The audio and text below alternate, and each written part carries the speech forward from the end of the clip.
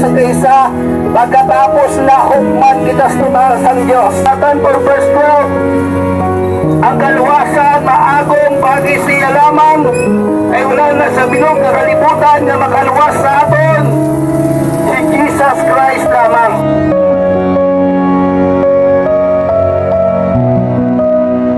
Tangga ta sa Ginoo. Sa mga utod, kung magtaliwan ka bala sa sininga kalibutan, so kung sigurado ka bala mga utod nga sa langit ka makadto. Bisan pa sang imo mga sala mga utod. So ginpadala niya si Jesus ang iya bugto nga anak agud magpakatao mga utod, magantos pag napatay siya para sa imo. Mga kauturan bisan ano pa kadako sang imo nga sala. Os kadako sang barko ang mga utod. Tandaan nyo,